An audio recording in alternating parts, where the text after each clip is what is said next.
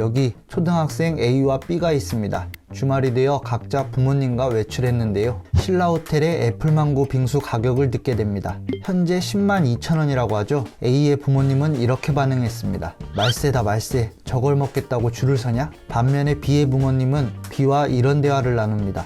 왜 사람들은 빙수가 비싼데도 먹고 싶어 할까? 빙수를 팔아서 번 돈은 또 어디로 가게 될까? 아이들은 부모의 언행을 통해서 가치관을 그대로 습득합니다. 시간이 지날수록 A는 싼 것은 좋은 것, 비싼 것은 나쁜 것이라는 선입견이 생길 거고요. B는 수요와 공급, 현금의 순환을 이해하게 될 겁니다. 오늘 영상에서는 일부러 시간을 내서 교육할 필요 없이 일상에서 아이들의 경제관념을 넓히는 방법을 알려드리겠습니다.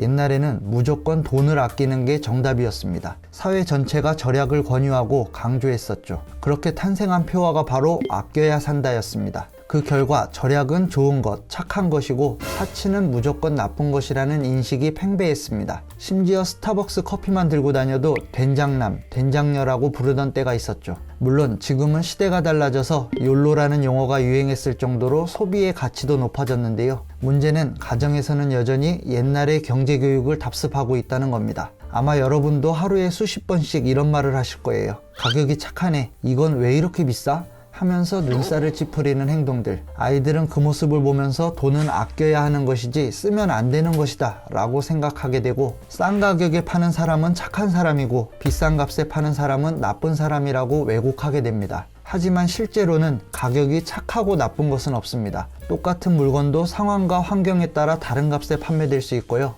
현명한 소비는 절약보다 가치 있기도 합니다. 아이들에게 올바른 절약, 현명한 소비를 가르쳐 주시려면요, 용돈 기입장을 확인하실 때 저축보다는 소비에 초점을 두셔야 합니다. 저축했을 때만 칭찬하지 마시고 어떤 물건을 샀는지, 왜 돈을 썼는지 살펴보시면서 돈을 어떻게 활용했는지 짚어주시면 아이들이 절약은 착한 거, 소비는 나쁜 거라고 구별하지 않고 좋은 소비, 나쁜 소비를 이해하게 될 겁니다.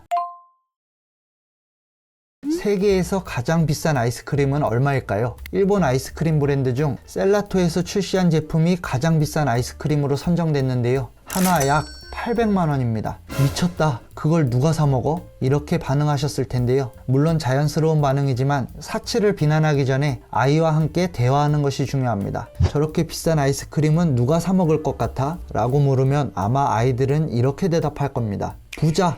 그럼 또 물어보세요. 저 아이스크림이 엄청 잘 팔린다는데 부자는 편의점 아이스크림은 안 먹을까? 부자는 다 비싼 것만 먹을까? 하면서 돈이 많은 사람은 어디에 돈을 쓰는지, 왜 그런 곳에 돈을 쓰는지 함께 이야기해 보는 겁니다. 이런 대화에 능숙해지면 나중에는 이런 대화도 가능해지실 거예요. 저 아이스크림을 파는 사람도 돈을 많이 벌었을 텐데 그 사람도 부자일까? 판매자라는 개념을 이해시키고요. 아이스크림을 판 돈은 어디에 썼을까? 그 사람도 다른 집에서 아이스크림을 사 먹을까? 판매자도 소비자가 될 수 있다는 걸 알려주면서 결국 돈은 돌고 돈다는 진리, 즉 경제순환을 이해시킬 수 있습니다. 노티드 도넛이 한창 붐이었잖아요. 가격도 비싸지 않아서 그런지 오픈런을 해야 할 정도로 웨이팅이 길기도 했는데요. 아이와 함께 갔다면 와, 이걸 먹으려고 줄을 서냐? 이렇게 끝내지 마시고요, 계속 질문을 해주세요. 왜 다들 이걸 먹고 싶어 할까? 우리도 이런 걸 팔면 돈을 벌 수 있을까? 근데 왜 다른 사람들은 시도를 안 했을까? 하면서 아이가 생각할 수 있도록 유도해 주시는 겁니다. 물론 현실은 어른들도 이런 생각을 잘 하지 않습니다. 그냥 맛있네, 맛없네, 인스타 올렸다, 줄 설 정도는 아니네, 이렇게만 생각하고 끝내버리거든요. 그러나 돈을 벌고 싶다면, 부자가 되고 싶다면 부자처럼 생각해야 합니다. 이 식당에 사람들이 오는 이유가 뭘까? 인스타에 올리고 싶어서? 그럼 인스타를 위해 시간과 돈을 기꺼이 투자하는 이유가 뭘까? 인스타그래머블한 곳이라면 더 인기가 있을까? 식당에 가실 때마다, 가게 앞을 지나갈 때마다 부모님부터 여러 방면으로 생각하는 습관을 들이시면 아이들도 자연스럽게 체득하게 될 겁니다.